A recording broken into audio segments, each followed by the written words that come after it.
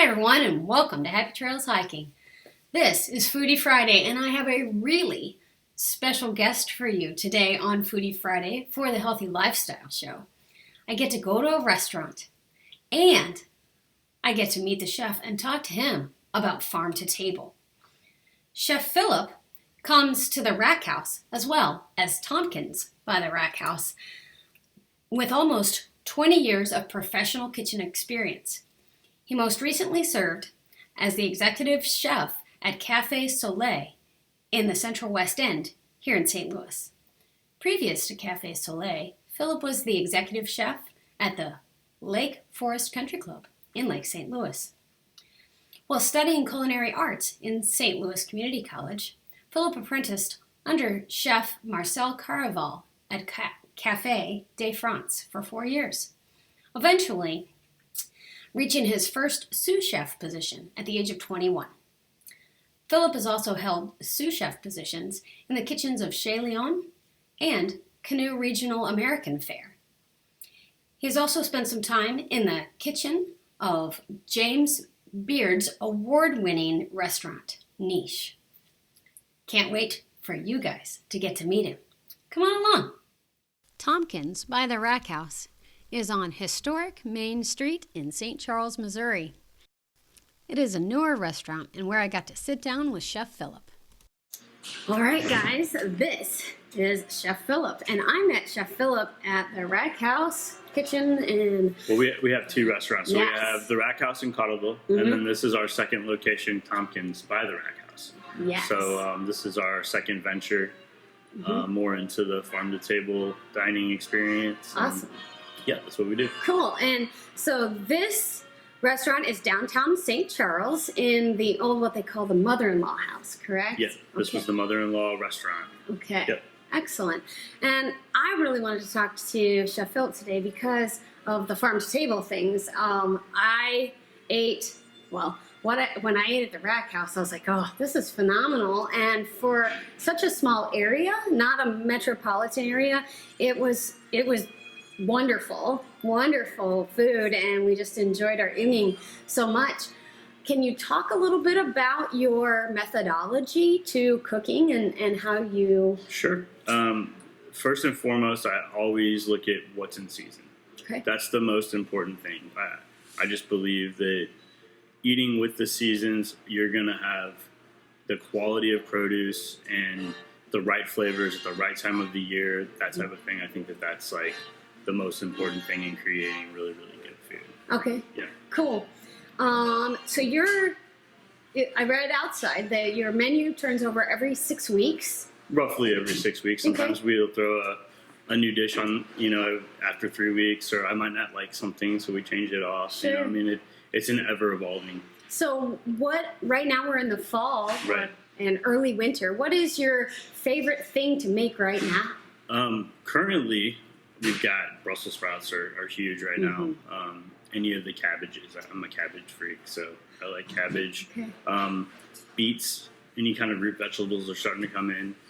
We do a pumpkin soup right here that's awesome. We add fresh orange juice to it, and like some of those fall flavors. It really meets the season. So here in Missouri, do you find that farm to table is harder in the winter because we just freeze?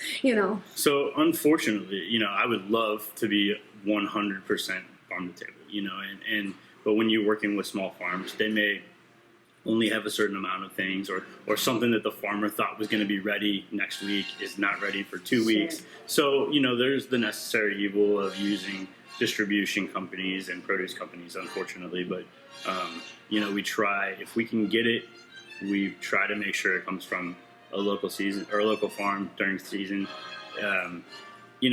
Some things like tomatoes on a burger,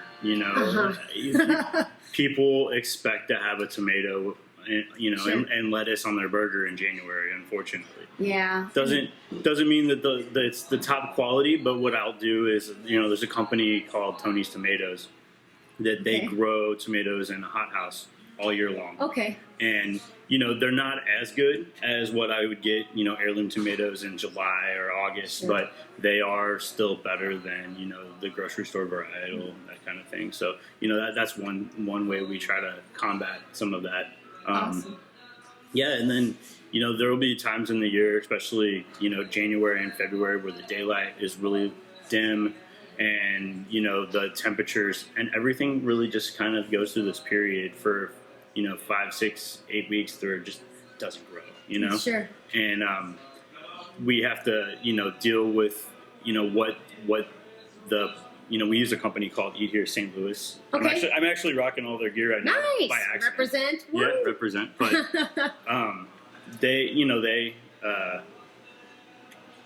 they have root cellars and things like that, where they can store potatoes and things like that. So is it a co-op, like a corporation, or he's a company, he's a for-profit company. Gotcha. But what he does, it's pretty neat. Like, so he's into the whole farm to table movement, that kind of thing too. So what he has done is created a company that is kind of like the middleman between me and the farmer. I'm a chef. Chefs, we work a lot of hours. We're in the kitchen. We don't have a lot of time for going out to farms, like Sure. you see on a lot of the TV shows. I mean, that's great if some chefs do, but I'm definitely on the line 3 or 4 times a week. right? We may end Or up going to the kitchen. doing some office work or whatever. So it's really Sure. hard for me to get to those farms. Not that we don't do that. We do some of that. Uh-huh. But he's got this great company where he goes and he's like, okay, this is an organic farm that's producing this product. And what he'll do is he'll shoot me a list every week and they'll say, such and such farms has, this week, and it's really great, or these pumpkins come from this farm, and this pumpkins Wow. come from that. But not just produce too. He's got, he's got meats, he's Awesome. got dairy, he's got like grains and things like that. So Sweet.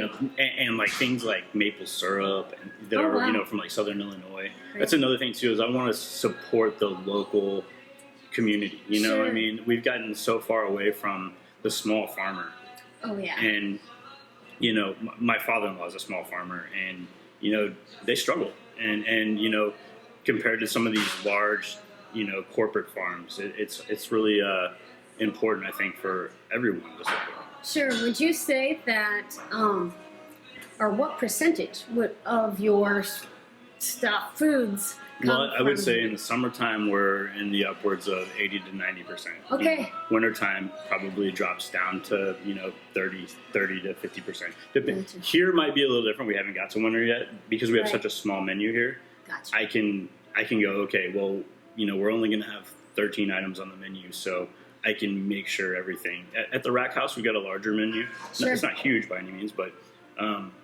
and there's some things that have to stay on that menu as Okay. staples. So you might have less, Okay. but I'll still have butternut squash from a local farm. I'll still have Sure. pumpkin from a local farm. Things like that, and That's all the way great. through. Yeah. You work with local farms. Are there any that you just want to give a shout out to? Yeah, there's actually a couple that we have a really great relationship with. First one, all of our mushrooms come from a place it's actually an indoors farm. Oh, really? So it's actually an industrial park. He rented a Oh. large building, and then if you go inside, he's got these little, they're like special climate houses that he grows mushrooms throughout there, and each house has a different type of mushroom. Each house has a different moisture level, and it's very scientific. Sure. But he's producing it, right there in O'Fallon, Missouri. Mushrooms naturally. We get oyster mushrooms. We get our hen of the woods mushrooms from him, shiitakes. He also grows some of our microgreens for us. Mm-hmm. So little miniature baby greens there. And they're really packed with flavor and Sure. a lot of vitamins and things like that. And they also make the dishes look really pretty. Oh, sure. Yeah. There's a farm in Wentzville, Missouri that I actually grew up with the owners. We went to high school together, and Cool. they it's called Lucky Dog Farms, and Lucky Dog. Lucky Dog Farm, Okay. and they're located there in Wentzville, organic farm. They grow everything from our lettuce mix to tomatoes in the summer to the most beautiful turnips that you Oh, wow. could imagine, like just pristine and white and all the same size, which is really impressive. Some of our That is potatoes, really impressive.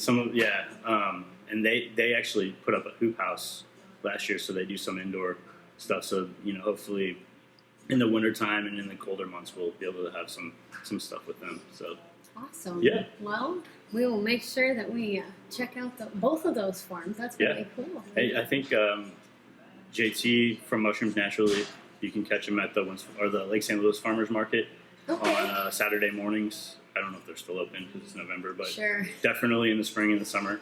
And then I believe Ryan and Darlene are open to the public.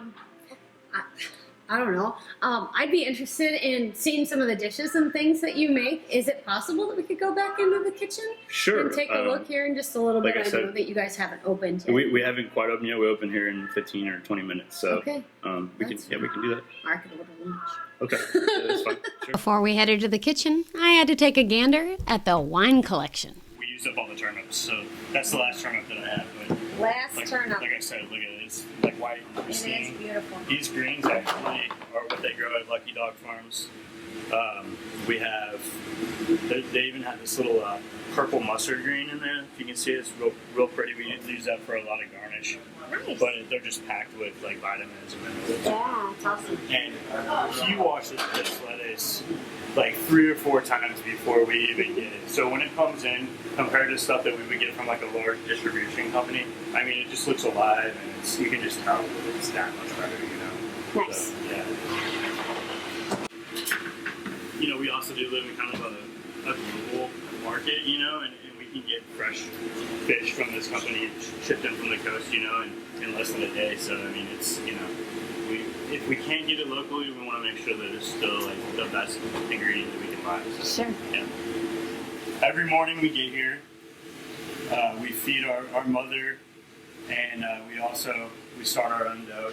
Usually it's a mixture of wheat flour and white flour. We try to use a high gluten bread flour.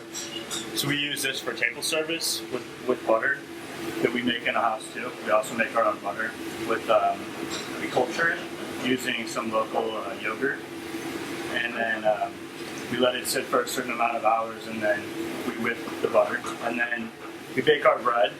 We use the day-old bread for our sandwiches, so we're constantly reutilizing what we can. But and then we also make crackers too, really thin sliced lattice crackers.